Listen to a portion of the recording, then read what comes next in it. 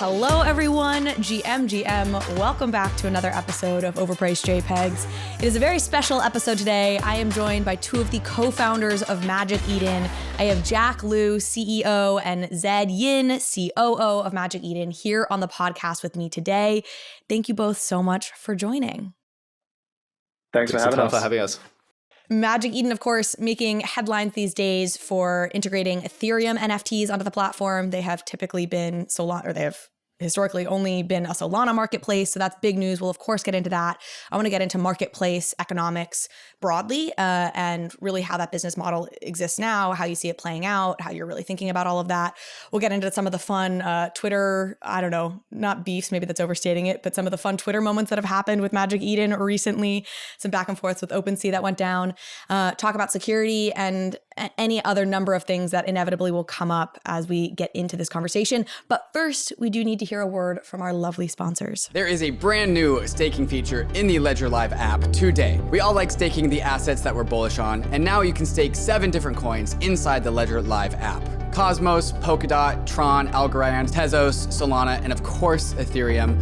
With Ledger Live, you can take money from your bank account, buy your most bullish crypto asset, and stake that asset to its network, all inside the Ledger Live app. Through a partnership with Figment, Ledger also lets you choose which validator you want to stake your assets with. And Ledger is running its own validating nodes, offering a convenient way to participate in network validation, and it even comes with slashing insurance. Ledger Live is truly becoming the battle station for the bankless world, so go download Ledger Live. If you have a Ledger already, you probably already have it, and get started securely staking your crypto assets. COINSHIFT is a leading treasury management and infrastructure platform for DAOs and crypto businesses who need to manage their treasury operations. Every crypto org needs to manage their treasury, and COINSHIFT offers a simple, flexible, and efficient multi-chain treasury management platform built on top of the extremely secure Gnosis Safe. With COINSHIFT, your organization can go from primitive single-chain treasuries to expressive, flexible, multi-chain features such as global user management, global contracts, proposal management, and many other features that can be shared across an entire organization. COINSHIFT layers on powerful treasury management tools on top of the proven security of Gnosis Safe, allowing users to save time and reduce operational burdens and gas costs. COINSHIFT even has data tools like account reporting across the 7 chains on which it operates. Used by industry powerhouses such as Uniswap Grants, Balancer, Consensus, and Messari, COINSHIFT is speeding up the coordination and efficiency of the organizations that use it. In DeFi, you have to keep up with the frontier, and COINSHIFT makes that easy. So sign up at coinshift.xyz/bankless. Okay. So I have been very upfront, I think, with the world in that I am definitely less versed on Solana and the ecosystem writ large than, frankly, I would like to be generally. So I'm excited to have the two of you on. I'm sorry, you're my first sort of like big Solana team to come on the pod. So inevitably, you're going to bear some of the questions just around Solana generally. But I would love for y'all to sort of talk through why you decided to launch on Solana initially and how you ended up there as opposed to any of the other number of ecosystems where you could have landed. Yeah, absolutely. I can kick off with a little bit of a story, and Joshin, please jump in anytime. Well, first of all, yeah, Carly, thanks a ton for having us. I think we've always been fans of the podcast, listened to many episodes, so yeah, really grateful for the opportunity. I think for Solana, there's like product and technical reasons why we chose Solana, and it was a pretty intentional choice for us. But then there were also like some personal choices as well. So first and foremost, I think when I before starting Magic Eden, I was working at FTX, and of course they were massive Solana supporters. And when I was there, at that time the Solana ecosystem wasn't as mature as what it was now. But because through that kind of experience, I came to contact with many Solana builders who are still building under the hood, still kind of in the incubation phase or the conception phase. But I saw a lot of just talent and just kind of amazing product ideas from that time at FTX. And I was really very, very bullish and very optimistic. So before that, I was definitely a much more like a ETH maxi or a Bitcoin bag holder. But that exposure through FTX with these Solana builders made me quite bullish on the ecosystem. I mean, we really feel like, wow, there's a lot of talent and people with vision who's come into this ecosystem.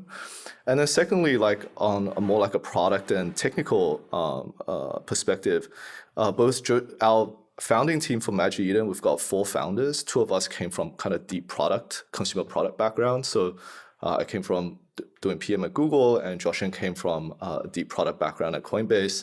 And our two other technical co-founders, Sid and Rex, they were like founding engineers of Uber Eats, so like very large consumer marketplaces.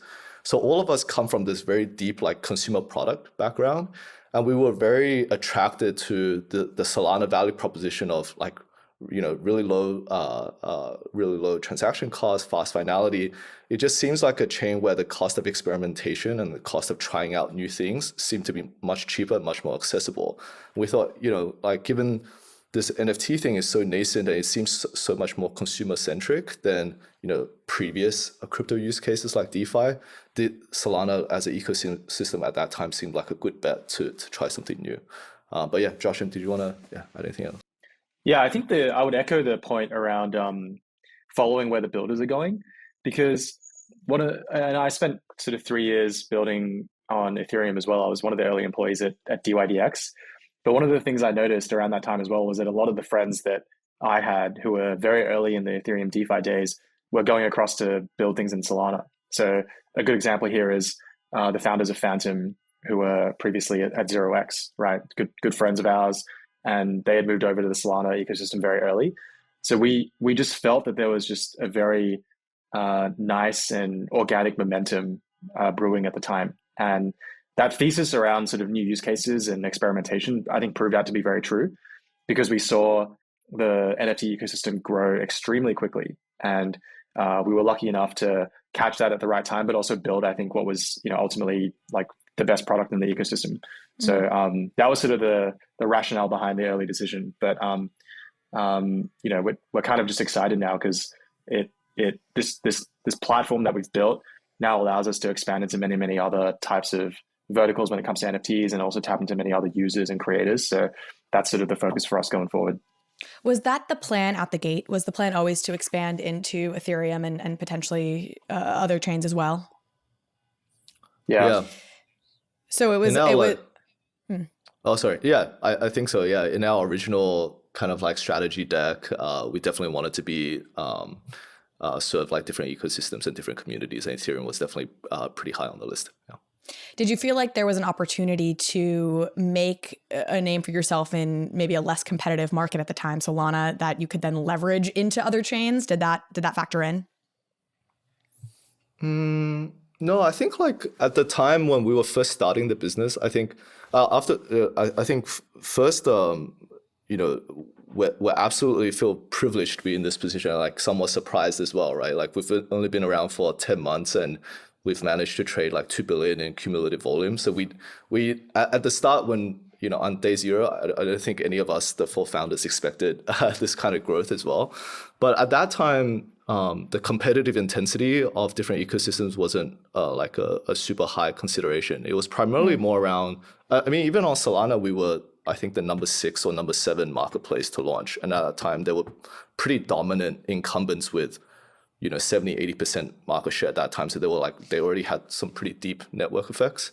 But I think it was more primarily around, you know, we had 4 founders with pretty deep like product DNA, and we didn't want to, we wanted primarily to work on an ecosystem where it's more about thinking about like the product experience without really, and trying out new use cases without thinking about like, you know, gas fees, like chain level optimizations and so on and so forth. Yeah, the experimentation piece. I mean, that makes sense. And you say there were other marketplaces, and there clearly were, but I remember there was some disaster. Nobody had staked out a claim, I feel like, on a really strong marketplace in Solana 10 months ago. And in fact, it was a little bit of like, hopefully nobody comes at me for this, but kind of a laughing stock. Like there were some like really clear disasters. So there definitely was space for somebody to come in and really disrupt it. We'll get into the move to Ethereum and the timing on all this next, because that's obviously a natural offshoot here. But I'd love for you to describe for me what you think is really the cultural difference between Solana and Ethereum, maybe broadly, and then specifically within these NFT communities. Yeah, I can kick off. So I think one of the first observations is that demographically it's very different. It's actually, a lot of people assume that it's kind of probably the same users will just come across and use Solana. But one of the things that we do a lot at Magic Eden, and we've done this from the early days, is we do a lot of community building. So we spend a lot of time talking to users, talking to creators, We have a whole kind of community team that this is kind of their bread and butter. But the demographic is different. I would say the users on Solana definitely are younger. And that means that what they're looking for is also different, right? The types of NFTs that we've seen generally are much more experimental in terms of utility, and also they're cheaper in terms of cost, right? Which is actually, in my opinion, a good thing because it sort of lowers the user hurdle or the user barrier to kind of get started. So that's the first difference that I'll point out. I think the second observation that I'll make is that the diversity of NFT projects is pretty interesting on Solana. One of the reasons that I guess, we wanted to come here was because the thesis was when it's cheaper, you just see a lot more different things happen, right? People are just more willing to try it.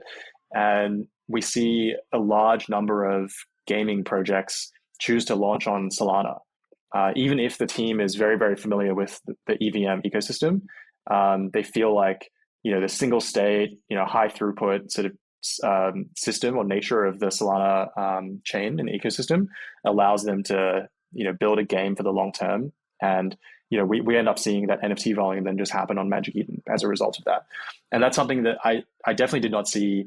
There was obviously a couple of games on ETH, but, not by and large a trend, I would say. It was much more the high value blue chip sort of NFT projects. And that's, I think those are two of the major differences that we've noticed over at least the first sort of 6-7 months of our existence when we first got started. Yeah, I think ETH is definitely the gaming bets they're making are the layer twos and really on that side of things. How much time do you guys spend thinking about like the macro picture of all this from a chain perspective and the scalability of an Ethereum versus the scalability roadmap of like a Solana? Or is that not really factor into your day-to-day at this point because your goal is to be multi-chain? Yeah, I would say it's more the latter. I think we definitely spend a bit of time talking to advisors and talking to folks who have a lot more like expertise than us around like consensus and scalability around like the different chains out there and like how those trade-offs map. But primarily our main focus is following where the users are. So we think about, hey, where are the main use cases, whether it's from like the main creators and main use cases and the creators of those use cases, like where are they kind of pooling and converging. So we definitely see some pools and convergences around like, ETH L2 solutions for gaming, and Solana as well. And then we think about like where are the primary like collector like class are also pooling as well. And we think about, okay, where are the main users, where are there like enough pools of value for us to maybe go serve them. And maybe some segments will be like specifically more underserved than others. And that's primarily how we make our choices around where to go. Yeah. So that segues us well into the decision now to add Ethereum NFTs to the offerings on to the offerings on Magic Eden. Talk to me about how this came to be. Why now? Was it just that the tech was finally ready? Was there some other strategic calculation that went into this decision? Yeah. You can go, Jack. Yeah, sure. I think like timing for us is more around the readiness from like a team and our own like prioritization perspective. I think in some sense at a like the highest level, the ETH1 ecosystem is something that we've long admired, right? Like this is an ecosystem with collections with so much like longevity, legacy, and they've been like pioneers of this space, especially around like this collectibles use case. And they have like deep kind of cultural roots. So this is always something where we wanted to enter, have a play on, and serve those communities. In terms of the timing specifically, it was primarily for us to like really consolidate our position on Sol, finish this major fundraise so that we would have enough capital and resources to fund like more expansion plans. That was some of the primary gating items before we decided to launch onto ETH. I think it was also around like, there was some specific value propositions that we wanted to deliver to users in the Ethereum and Solana ecosystem. And we had to think about like some really good solutions for those before we really feel comfortable enough to enter those communities. For example, one of the like these value propositions is really around like cross ecosystem audience. So letting Sol users buy and trade Ethereum NFTs with Sol, and vice versa, letting Ethereum users buy and trade and mint Sol NFTs with Ethereum. We didn't really conceptualize a good solution to that for a while until we landed on the current one, and that was always something that we really wanted to provide to those communities as something very unique and long sought after. So once we had the right idea to on how to deliver that, that's when we also felt like, hey, now's a good time for us to pull the trigger and enter. Yeah, that's super cool. I would love to get a little technical here and understand a little bit better how you're facilitating that. And, specifically in case folks just missed it, like you can use ETH and buy a Solana NFT, and I can use Sol and buy an ETH NFT now on Magic Eden. And that's a cool win for like multi-chain maxi folks, I guess. I don't know how I'd put it, but walk me through it. Yeah, absolutely. So we actually we explored a variety of different solutions originally. So we looked at like cross-chain bridges. We looked at some like really frontier tech, like Layer 0 and stuff. And then ultimately we ended up partnering with another company called CrossMint to deliver the solution. They're like folks that we've worked on. They're folks who we've worked with historically on many other like partnerships before, and we really admire their team. So their solution, it's actually kind of better described by them in some ways. But like at a high level, what happens is, they provide somewhat of a centralized bridging solution in the middle where a Sol user, let's say a Sol user wants to buy Ethereum NFT. The Sol user would first transact with CrossMint in like a back-to-back-to-back kind of transaction flow, where the Sol user would transact with CrossMint to swap Sol with ETH. And then CrossMint would then use ETH to buy the Ethereum NFT. And then there will be some basically like wallet creation and wallet address creation steps in the middle, where then CrossMint will then deliver the Ethereum NFT into an Ethereum address, which then can be redeemed by the Solana user. So all of this then basically to a Solana user in this flow, like they never have to go and download MetaMask, create a seed phrase, but they do have a very easy redemption flow in the middle. And they don't have to like go through a centralized exchange process or anything like that. Yeah, we actually piloted this a bunch of times with, we first did it on the minting side, where we wanted large creators who maybe had audiences that were not so crypto native to allow their users and audiences to mint NFTs really easily with a credit card. That was sort of the first origin of all of this. And then we realized that, this tech can actually just be used for, using different currencies to mint and trade. That's how we kind of got started. So yeah, it's been pretty cool to see that there's interest in a product like this. Do you worry about security? I just hear like central point of failure, and I'm sure others do too when we think about bridges or these kinds of solutions. What do you guys think about on that side? Yeah, so I think number one, like we have some pretty strong, I think number one, definitely security is the hot topic of the day right now, just given, hacks going left, bridges, right, and center. It's like, oh. Exactly. And that's, I think that was one of the primary reasons why we didn't choose like these decentralized bridging solutions as well. Because for us, when we did our exploration, a lot of it seemed pretty like we couldn't understand all the ins and outs of it for us to feel fully comfortable that this is fine. But in this solution, at least we will have like some legal frameworks to apportion to make sure there is like liability, like users will be taken care of in the event of like something nefarious happening. But also in this situation, like there is very little like honeypot or centralized honeypot risk on Magic Eden itself, right? Because we were never taking full custody of these NFTs or these funds at all. So that was what kind of ultimately made us pretty comfortable. And finally, for this rollout, everything is done in a really phased fashion. So originally we had to first road test this with like a primary minting solution. And then now we've rolled them out only for 8 collections and then we're gonna like monitor the progress before we roll it out like full speed. Were you saying in there, did I hear you seem to suggest there's almost like an insurance policy in place where there's like recourse for folks if there were to be a hack, through this system of some sort and folks can feel safe because of that? Yeah, I have to like probably come back with some details on that. I don't have that like off the top of my head, but that would be handled by the Crossmint side. Yeah. We'll move into sort of some other specifics of the marketplace here after this, but I bring this up, I think, like every podcast episode now at this point, which I feel like for many months or since the inception of me starting to get into all this stuff, I sort of had this position of like, of course, we'll live in this like multi-chain world and that's just the inevitability. And I've increasingly started shifting, I think, because of these bridge hacks. And as I've learned more about the Ethereum ecosystem, I'm like, I really see the path to scale for something like Ethereum. So you talk about Solana's, got a bit of a gaming focus. I know Magic Eden has a bit of a gaming focus, and that's because there's higher throughput, all these reasons that it's really the scale, and low fees piece that makes Solana really good for gaming, for example. But I feel like Ethereum is going to be able to get there and layer twos. And I see the path to that. And I worry about these bridges.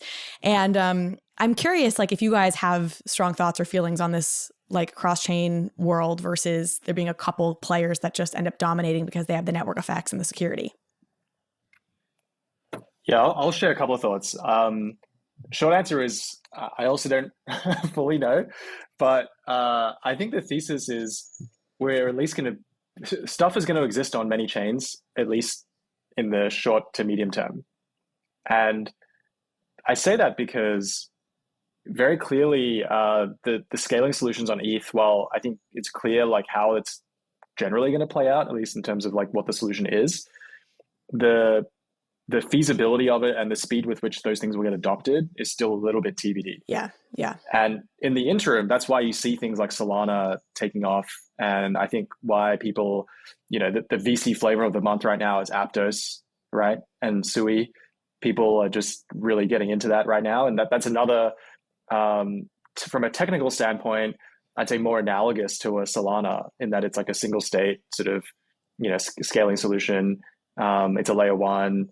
And there's an opportunity for something like that to get mass adoption in the interim, intervening periods before ETH L2 like roll-ups and ZK tech really starts to gain traction.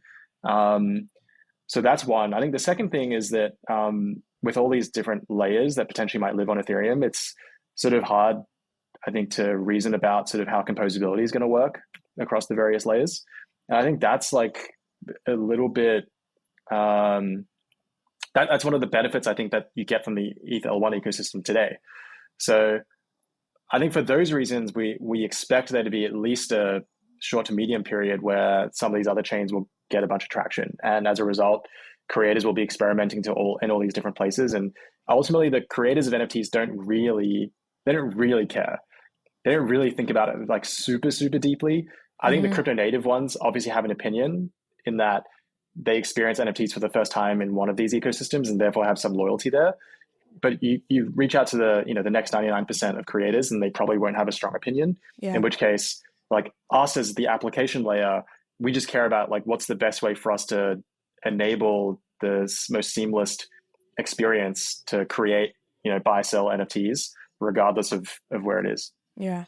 I think creators, right, will probably care if there's glaring security concerns, these things like these bridge hacks, like that puts people off. And then liquidity, right? If you're a creator, you want your project or NFT to be as sort of saleable and accessible to people as possible. How does this Sol ETH, you can purchase either with either like plan impact liquidity? Like, do you think it's a significant boost in terms of what we'll see there from like a just higher trading volume? Because now I'm a primary Sol holder who can buy these Ethereum NFTs and vice versa. I don't know if it it has. I think it's a little TBD, like the impact on actual trading volume and so on. But at the same time, that's not our primary rationale for building a feature like this. I think like liquidity is something that Magic Eden cares about. It's a very like platform, like Magic Eden specific lens, right? But we primarily build our features from a user first lens. So we're building this for our creators to enable them to open up and reach different audiences. That's the value proposition of something like this. And when we talk to creators about like, hey, would you like audience expansion? Would you like to reach different types of users that you couldn't reach before and build new communities in places that you couldn't build before without having to relearn a new set of technology and hire a new set of developers, that is extremely attractive to them. And that's the primary thesis for why we kind of build a feature like this. And our belief, like, one of the, I think like foundational things for us to build to a state of like where Magic Eden even is today is, let us first provide the value to our users first, and then value will ultimately recruit back to Magic Eden. So that's kind of the primary lens for us to build a feature. I think that's a liquidity answer though, in the sense of like users and creators also care about liquidity in the sense of like, if I bought this NFT and I knew I could never sell it again, like that's unappealing. But if now somebody from the Sol or ETH ecosystem can buy it, right? Like that increases the I would say, right, liquidity of that asset and just makes it all the more appealing. So I understand that's like the lens you're coming at it from. So I'd love to get your kind of macro thesis on marketplaces and how you're approaching it. I mentioned earlier, I think you're primarily focused on gaming, but you can kind of maybe reflect the nuance in that. And do you think like marketplaces will need to be really specialized in order to succeed, because aggregators are ultimately going to become the like catch-all place if you're just trying to, trade a PFP, for example? Yeah, so I think a couple of thoughts. One is, first of all, like we should recognize that marketplaces are intensely competitive markets, right? Like just across the board, whether that's in crypto or not crypto. And I think in general, we've always seen there's always room for very large, generalized marketplaces. That's always been true from like a market structure standpoint. There's always a couple, right? And then as marketplaces and markets get more mature, there's always room for specialization that occurs across the different verticals that exist. In where we are today with NFTs, I'd say there's generalization of marketplaces today where you can, places like Magic Eden today and Opensea, you can kind of trade anything, right? It's all available to the user. And I would say that because the market is so young, the way that works is that it's all kind of centered or catered towards this like PFP experience. And the way we think about it is that actually is just one vertical, because that's the first thing that got popular, right?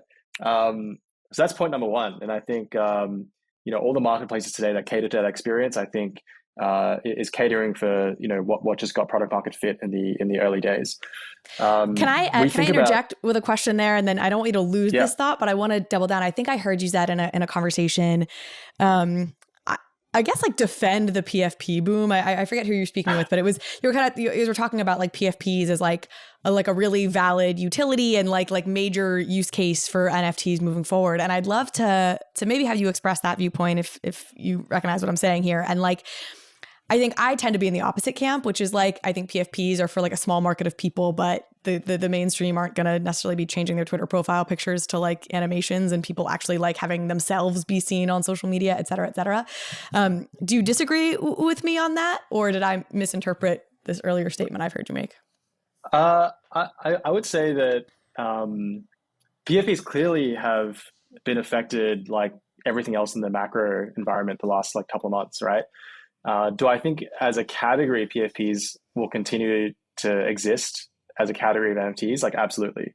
The reason I say that is because it's still fundamentally the easiest way to experiment with NFTs, in my opinion. And then secondly, it's from a creator standpoint, it's sort of the only thing that so far has gotten enough traction for, an audience that's large enough to actually participate. And we've seen communities large enough that have grown around PFPs.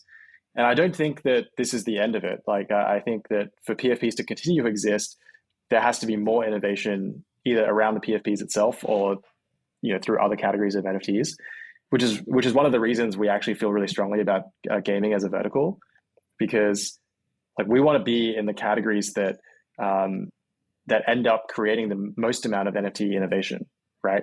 And we really think that gaming will be one of them. It also means that we are serving PFPs, and that's what we've served, for the last 10 months. But it won't be the only thing that we serve.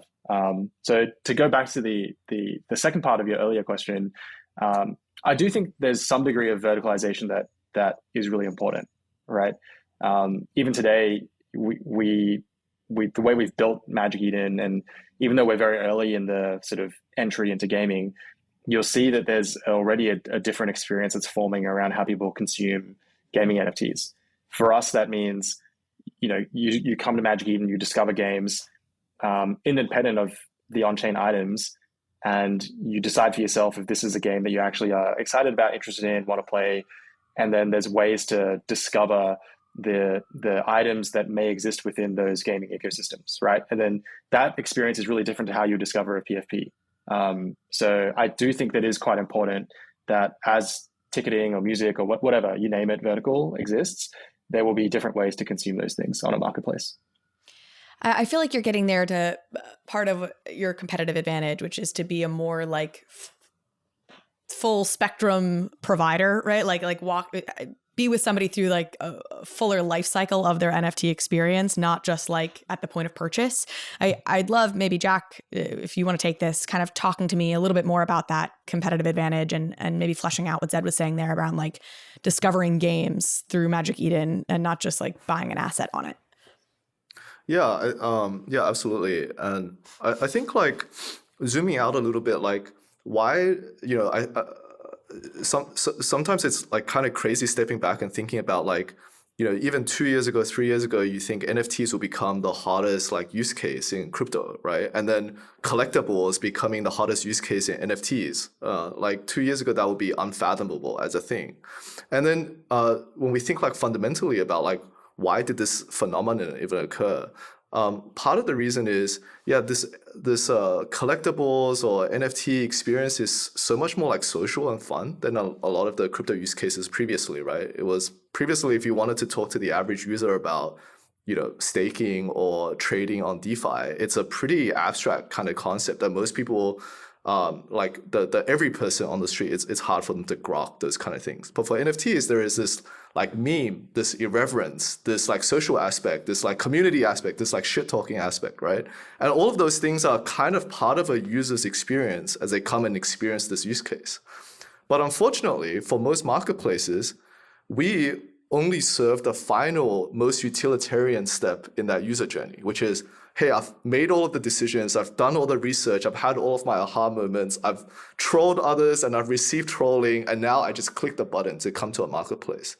And I think we believe building great product is letting the user experience the fun and experience those kind of emotional like highlights in the product itself.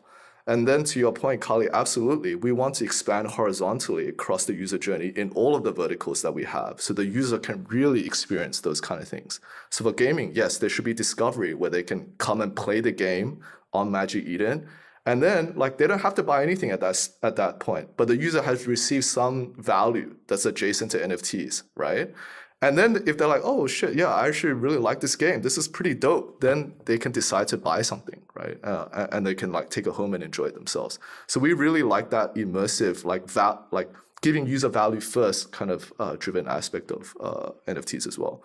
It's the same like even on the collectibles use case. We also experimented with having chat on on Magic Eden. So, users can start like basically chatting to each other, commenting on like a specific collection and so on. And again, it's part of the same philosophy of saying, hey, you don't have to just come to Magic Eden to click buy or click sell, but you can actually experience some much more adjacent things, right? Get value in some different ways. So you have like a games tab on the Magic Eden website, and I can go and I can play like browser-based games. How are you sourcing the games that are on there? How is that coming to be? Those are your partners who offer game assets in the app. You say, hey, like create a link for people to play it through the site, or how did that develop? Yeah, we talk to a lot of game developers, just like we talk to creators of all kinds. This is sort of how we came to want to tackle this category as well, is that we noticed that there were a lot of creators that were looking to build games in Web3, whether that's traditional game developers coming from indie studios previously, or coming from large gaming companies who now view Web3 as a new business model. It's a really interesting sort of evolution in the gaming space. So the way it usually works is that there's actually a lot of ways that game developers can work with us.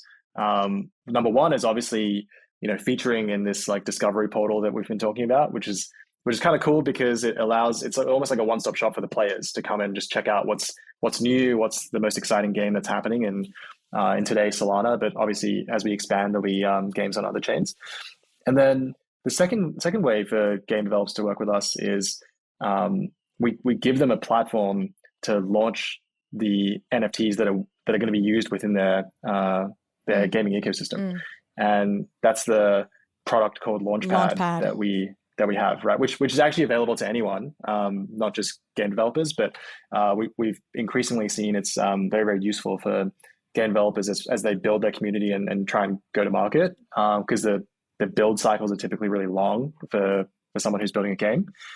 And then the third layer is actually powering a bunch of the back end, right? Because like game developers, what they're really good at is building games, or at least they should be spending their time building the games, right? They shouldn't be spending their time building things that may not be, the stuff that they're really good at. And that's the piece that we really want to help with. It's maybe there's a bunch of on-chain minting and trading functionality that they may not want to build themselves. And, we are obviously the experts in that kind of stuff.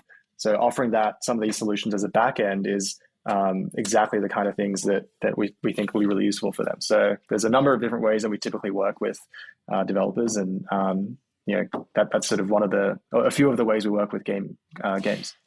Who do you see as your biggest competitors? Because the obvious answer is like Opensea, but it strikes me that you're in theory probably competing with Discord, and you're thinking bigger, where you're actually competing with all these places where folks are spending their time in Web3 communicating or hanging out or playing games, etc.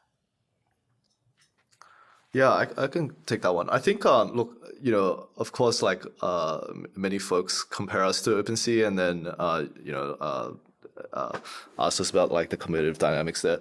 Like in all reality, I think, number one, we have a lot of admiration for the Opensea team, right? So they were very much the pioneers of this space, and they like bet on this whole use case and this category of NFTs before we even came along. So we have a lot of admiration for them. And secondly, I think our view is this space is, everyone's kind of like in this game on the bet that this is going to be 500x or 1,000x bigger than what it is today, right? And if we take too much of a zero-sum kind of POV on just what the use cases that exist today, I think that probably it will give us some level of tunnel vision so that we don't see the forest for the trees. So we're absolutely kind of subscribed to that philosophy. I think the last point to make here is like for us, what we are primarily focused on is we want to focus on these specific verticals or specific use cases like gaming and collectibles, where we believe there is a ton of opportunity, and we want to go deep. Like there are many, many users here. There are creators, which is actually a very underserved user group in the NFT marketplace kind of game. And there are different types of collectors. There's collectors, speculators, API people, like MEV traders and so on. And we want to go very, very deep. And for us, it's much more about like figuring out what those people want and what they are really motivated for. And then we would just build what they want. And in some cases, when we're in the gaming sphere, it looks like we are competing with XYZ. Like it could look like we're competing with Epic or something, like completely some Web2 organization. And in collectibles, which is very crypto native, it looks like we are competing with OpenSea. But for us, our primary lens is how do we go deep here? How do we understand our users really well? And how do we build things that are really is really serving them? Yeah. Joshua, I don't know if you want to comment. Yeah. No, I think I agree. It's I think it's a very common question we get that is almost the implication is almost like all this stuff is zero sum, right? Which is like And it's in fact the opposite, because to the point you made, we're all expecting the space to grow, and it's sort of like having all the jewelry shops in one street. It's like just like bringing more people into the ecosystem to trade in a number of different places, so you have to ask in some ways, because I think there's some interesting answers that can come out of it. But I agree. I think, in Web3 right now, that's why it's like kind of a friendly space too. Like, sure, there's like Twitter spats and this and that, but like by and large, like we're in a growing pie. So the psychology of people who are operating in a space that's growing is just like a much happier psychology than when you're like competing for a shrinking pie. Immutable X is the layer 2 platform for crypto gaming. Immutable offers massive scalability with up to 9,000 transactions per second and instant transaction confirmation. No more gas fees, no more waiting around for your transaction to clear. Immutable's zero knowledge rollup finally unlocks the world of crypto gaming. Immutable X is the only gas-free NFT minting platform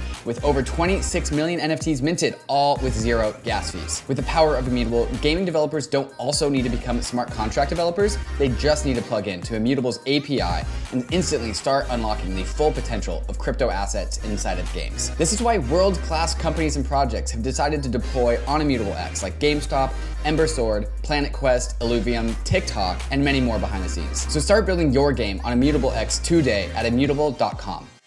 MetaMask is the leading Web3 wallet to get you access to everything you need in Web3. If you're just getting started on your NFT journey, you need MetaMask. And if you need to fund your MetaMask account in order to buy that NFT that you've been eyeing, well, now you can do that directly through MetaMask. Just click the blue buy button on the home screen. Personally, I'm mad that I've spent extra gas fees transferring money from Coinbase to MetaMask in order to buy NFTs. I've been using MetaMask directly, and it is so much better. You can also buy stable coins and native tokens from Ethereum, Polygon, Avalanche, CeeLo, and others, and you can do it directly with your debit card, your credit card, through Apple Pay or Google Pay. And there is now an improved buying experience on MetaMask Mobile. You'll only see tokens that are in your region, so it's personalized to you, and you'll get real-time quotes, so you know you're always getting the best deal. If you haven't downloaded MetaMask yet, what are you waiting for? Go try it out. You can learn more about buying cryptocurrencies with MetaMask at metamask.io/buy-crypto. You say there's ways in which you think creators are being underserved. Like, I'd love to hear you elaborate a little bit more on just where you think that opportunity is. Yeah, I'll take a crack, and Joshin, please jump in. Yeah, I think historically NFT marketplaces were really like an end user to end user or a collector to collector focused product, right? And if you look at some of our peers who came before us, that was primarily the users that they were serving. It's all about like buyer and seller, right? And that's the main user. But we, Magic Eden, we were one of the first marketplaces to create like a Launchpad product, which is effectively a creator focused product to help them launch and distribute their NFTs. And when we think about that, the creator has like so many like emotional anxiety points to deal with NFTs. Like, first of all, like for them to even understand, like if let's say you're a digital artist, for you to even be bought into the idea of NFTs probably takes you like 6 weeks of research on crypto Twitter and reading a lot of blogs for you to even to want to take the leap of faith, right? To dive into this ecosystem. We just find like so many creators are just looking for a guide, like a beacon, someone to show them the way, teach them all the pitfalls so they don't have to take an S-bend. And then secondly, then if you think about the launch moment of the NFT, it's a highly anxiety-inducing moment because there are so many examples of ways where you can screw things up. But then if you do it right, it's actually a life-changing moment, right? For the creator. In 10 minutes, it could change the trajectory of your career, your family, your financial situation. So of course, for them, they have so much vested interest. And again, they are looking for someone to help them, like ease them through this process.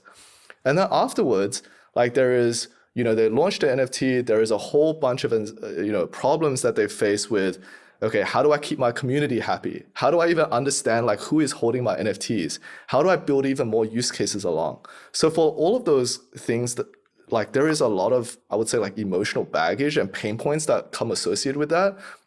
But you very rarely see like a marketplace, one of the strongest kind of players in this ecosystem taking a stand to serve them. So that's why we came along and we said, hey, like let us start with a Launchpad product, which seems to be the tip of the spear, if you will, for this creator. Like that's something they have to get right. And then, there are many other things for them that they want to serve. And it's the same with, that would be like, a lot of those things I mentioned would apply to crypto artists, like collectibles creators. But actually they also equally apply to gaming developers, which is just another type of creator, right? Those guys are like worrying about creating content. They're worried about, am I going to run out of runway in a bear market? And like, how do I even deal with this blockchain thing? because I've been, making games my whole life. They also have many like anxiety points, which we can go and serve as a marketplace as well. Josh, I don't know if you want to jump in because he's done so much work with creators. I was just going to ask on some specific levels, and then I want to talk about the Launchpad. But like, I've talked to Brendan Mulligan, who runs Premint, and I know one of the features that he is pushing on, I don't think they've launched it yet, but it's just like greater analytics for creators when you launch. Like we have all this data about what NFT wallets mint or are likely to mint after they joined a pre-lit, like a pre-mint list, essentially, whatever it's called. Can't believe I'm blanking, allow list. And he was like, so we can give you data and like analytics to show like the odds that your project is going to sell out based on the NFT wallets that have signed up for your allow list. Is it some of that?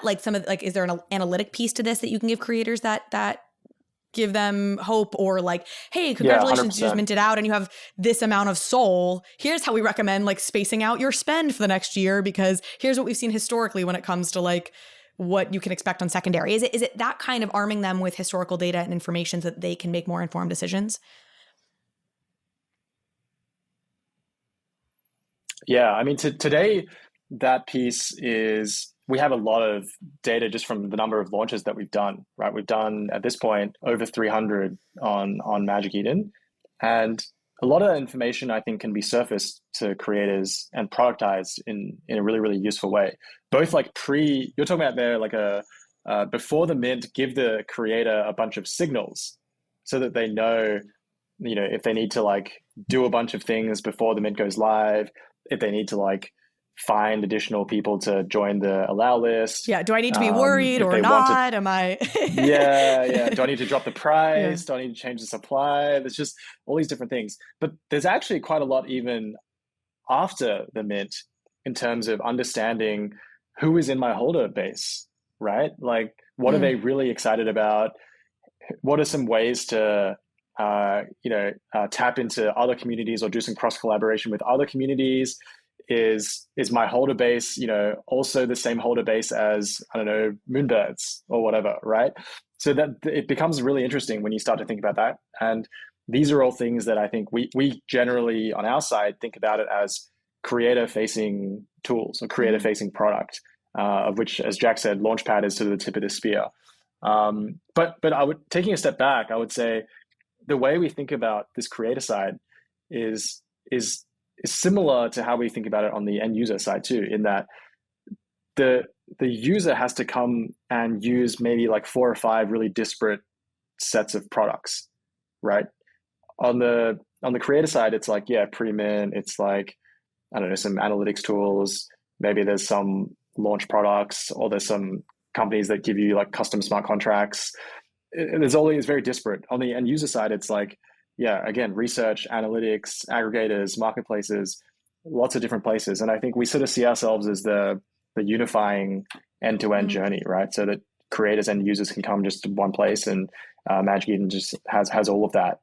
It's all in one-stop shop. Y'all have raised a bunch of money. There's a number of other marketplaces that have raised a bunch of money. And as you pointed out, there are a lot of marketplaces. There's a lot of folks trying to compete in this space. At this point, do you think are VCs betting on teams? And they're saying like, hey, who do we think can be nimble and basically react to the market as it plays out? Because we're just too early to know really how any of this is going to come together. Yeah, I think I'll share a couple of thoughts. One is that definitely VCs are investing in the best kind of builders, right, in the space. And I think that's generally how people thought about Magic Eden, in that, number one, we're clearly a team that can execute and execute really fast. Two, we're here for a long time. I think even though that we have experienced some growth that we still sometimes think is insane over the last sort of 10 months or so, that's not how the market doesn't move linearly like that, right? And we know that because we've been in the space for a long time, and we know that it takes years, sometimes longer, to build massive businesses. And we're here to make a huge impact in crypto and beyond. I think the third thing is to answer the question around like, why are VCs investing in sort of all these marketplaces? Because I think similar to how people thought about investing in crypto maybe like 5 or 6 years ago as an institutional investor, you wanted to invest in the exchanges, right? The centralized exchanges, because they were basically an index on the fungible token market.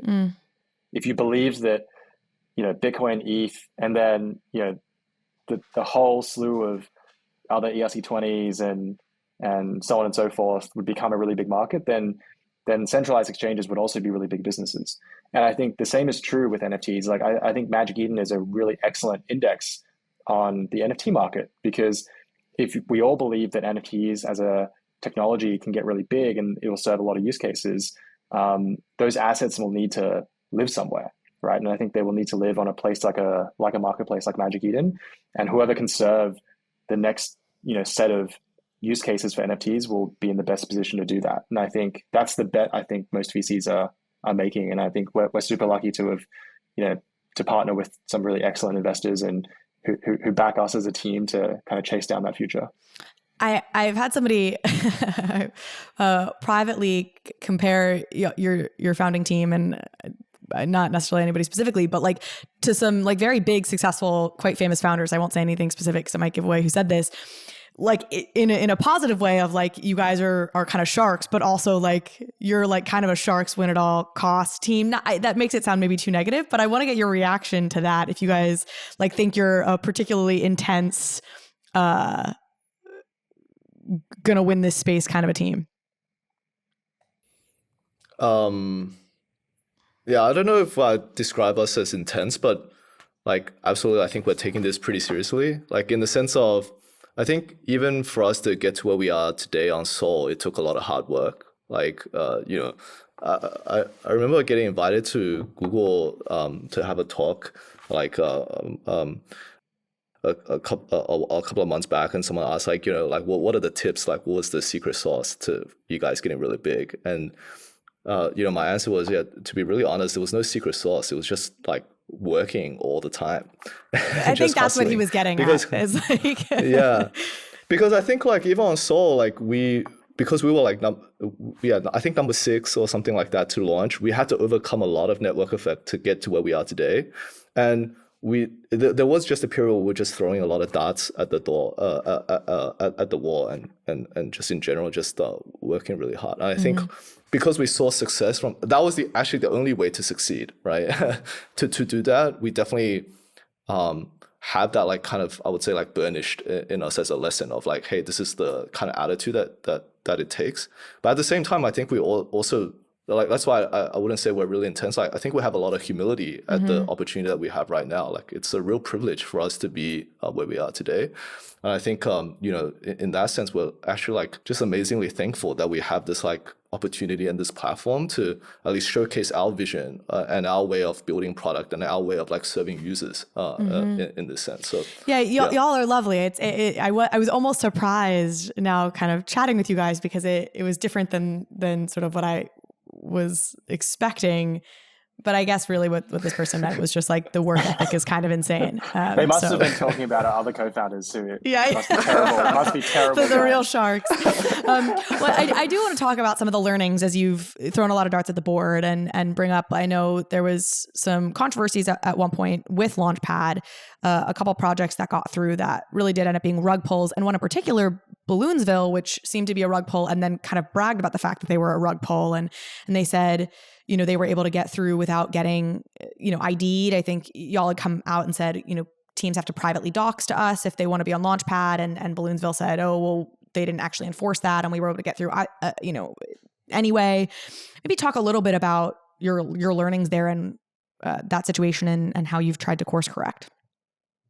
Yeah, that's like an incident or a moment in the company that's sort of branded in us forevermore kind of thing. I think we often think about that as a really pivotal moment, because all of the work that we had put in up to that point could have just all been taken away at that moment. And I think we reflect on that very, very seriously.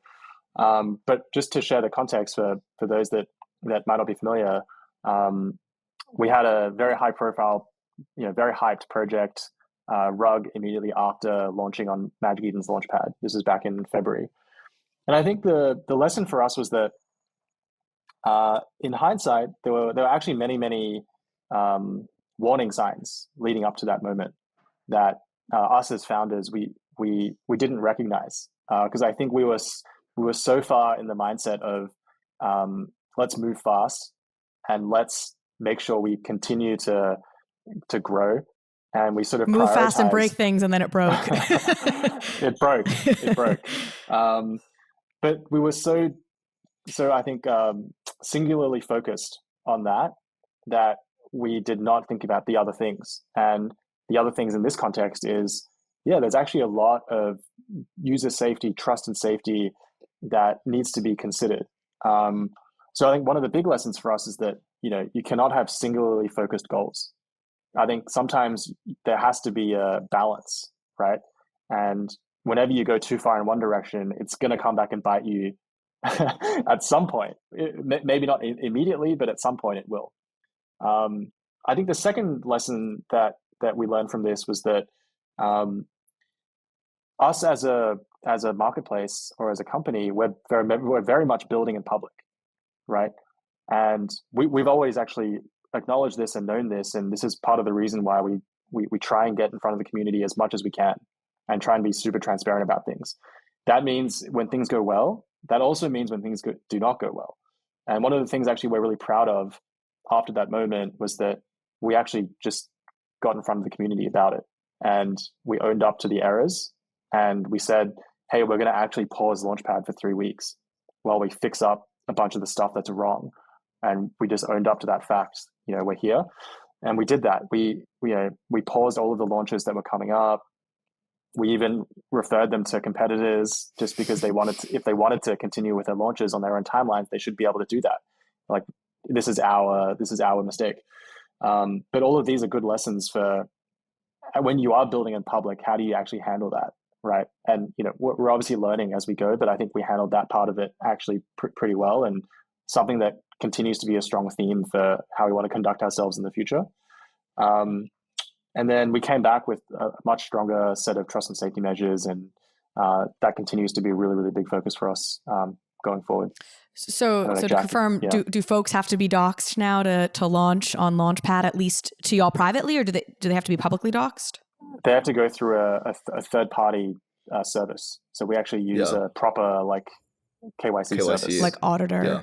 And what are you looking for there, right? Because you cannot have like a criminal background, but be somebody who maybe is shady or unserious. Like, what are you looking for when you do these checks? Yeah, I think there's definitely some background stuff there, but I think more importantly, there needs to be a chain of accountability. Sometimes I think anonymity is just a fig leaf. It's a fig leaf, right? That people hide behind to shirk some level of accountability. And then absolutely, there is also private doxing is not the only thing we do. We actually do a whole series of things, right? They also have to have KYC accounts that show that those identities have actually been used in real life, to establish to other institutions as well. So we have other signals of trust. But also I think the process necessarily adds quite a bit of friction. So that if you're a scammer or something like that, it's also adding quite a lot of upfront deterrence as well. Yeah, I would actually just echo what Joshua was saying before. I think the Balloonsville incident is something that's kind of burnished now in Magic Eden culture. There's something very funny about it being the Balloonsville incident. Just it's a serious thing, and I see how it impacted the DNA of the company and things. But it's hilarious because it's called Balloonsville, and that's just such a silly light. Exactly. Name. It's it's deceptively innocent, right? Yes. I think is the name. But yeah, I mean for every new joiner that joins Magic Eden, we have onboarding sessions, and we actually talk about our cultural tenets as a company. So one of our cultural tenets is user obsession, and this is the story that we tell to every new joiner, where hey, there was a moment in time where we didn't get that balance right? And user obsession, in a marketplace business, there is always two or three sides to the coin. And Launchpad as a product is a creator-facing product, but actually if you veer too much in favor of the creator, make it too easy for them, you actually you forget your responsibilities to the end user themselves, right? To provide them trust and safety. So we like distill some of these really, really painful lessons to both illuminate this lesson around like balance, but also illuminate this like cultural tenet of, hey, always have to think about the user and always have to be 360 degrees in the way that we think about the user as well. I'm curious, like the end to this story. I think, Jack, you had sent out a tweet. You had identified the real IDs for the people in the Balloonsville incident and were potentially pursuing them for like fraud because they clearly signaled that they had intended to basically defraud people. Is there any end to that story that's maybe gratifying for folks? Not that we can comment on publicly. Okay. Like there's definitely some processes underway, but not in a position to comment right now. Fair enough. I know we're like a little over time here, so I'm wondering if there anything in particular that you feel like we haven't covered that you want to make sure we cover. I have a couple like user questions that would maybe be a fun place to end on, and this sort of like Opensea funny little Twitter thing that I want to end on. But anything that like big picture like points you want to get across to more of the Ethereum audience that maybe is less less familiar with Magic Eden up to this point. Look, I think we're super excited to enter the Ethereum ecosystem and serve the users there. I think we have our own distinctive approach and our own distinctive brand. So a couple of things that we're super proud to have done is we really believe in this like phygital. I don't know if that's too kitsch a term, but making people feel something real about the NFTs that they bought, right? So we're really into like combining real life events with, the digital NFT experience they had. So, we had a really successful event with Izu, our Launchpad, our like inaugural Launchpad partner in New York, where we invited a lot of folks from the community to come and experience this like magical combo that could be, one of the most storied collections on ETH and now this Magic Eden combination. And we also went to LA to do this supper club where we met a lot of like really big Ethereum holders to tell them our Magic Eden story, but also actually come with a position of humility and learn about the Ethereum ecosystem, to which we're pretty new as well. So yeah, we basically raised a ton of money, did it specifically to enter new ecosystems and help bring our brand and bring our experience to them. And we're very excited to have the chance to do that. Not the first to try and take on Opensea, and so it'll be very interesting to see how it plays out over the long term. I want to talk about, speaking of Opensea, the Twitter back and forth that I have to say, I loved. It was so funny. I think y'all had put out a piece of content with somebody who erroneously said that Top Shot NFTs were Top Shot was some of the most famous Ethereum NFTs.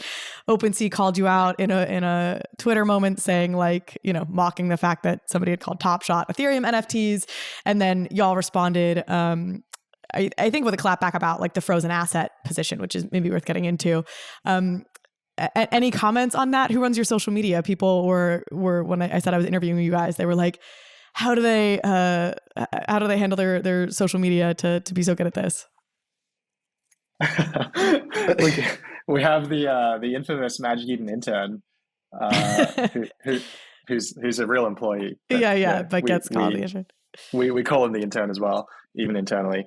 But no, I think I'll tell you guys a story actually from the early days where we were actually a little bit not confused, but we were sort of trying to think through internally, what is the Magic Eden brand, right?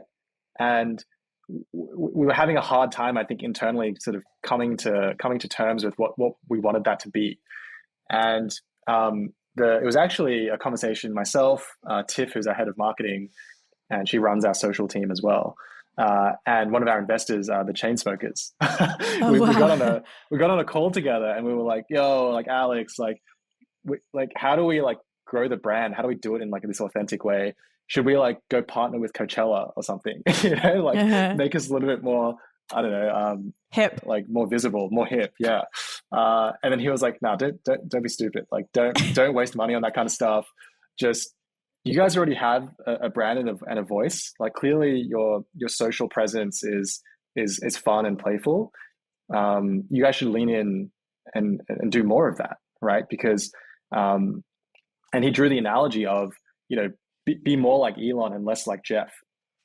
Right, and that he said that in a way that he didn't mention any specific people in the industry, but he was just like, be more like Elon. And when it comes to NFT marketplaces, people will start to realize that. And that's sort of around the time like we got on board with the idea of like getting an intern to come in and actually start being a bit more playful with this, and not only posting more content, but also replying to a lot of the community, and also replying to basically interacting with everyone that was out there. And no, I think the specific stuff with Opensea, it's all in good fun, honestly, like the way we see it.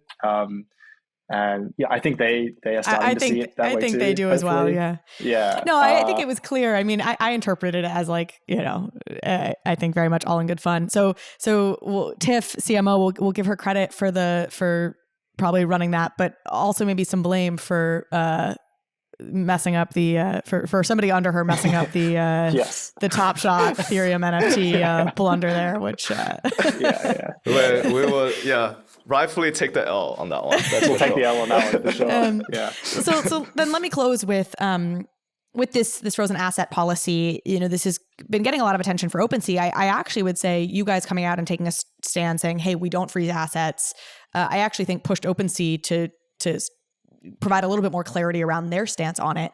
My understanding is like historically OpenSea has always said like there were legal reasons that they froze assets. I think that they become liable if they're, a part of a crime, kind of privy to or helping to further somebody who stole assets. Why have you taken the no frozen asset stance that you have? Do you worry that it puts you at legal risk if something is frozen and then sold? You're like aiding and abetting it by selling it on your marketplace. I think this one is a pretty tricky and nuanced issue, and I think in some sense maybe like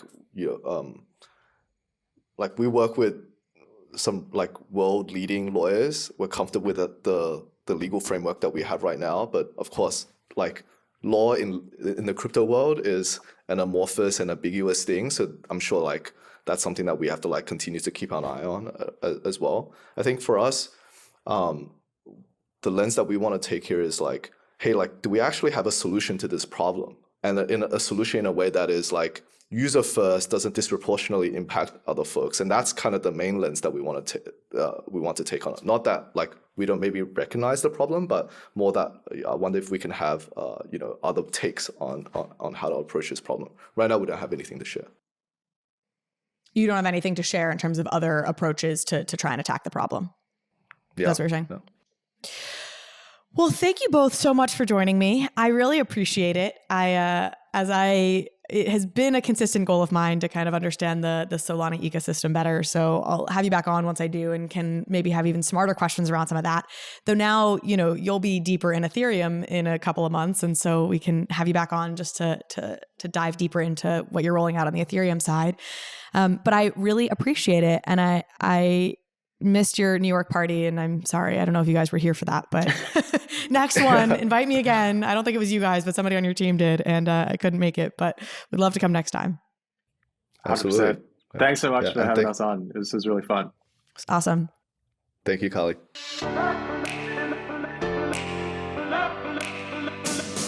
Thank you so much for watching this episode of Overpriced JPEGs.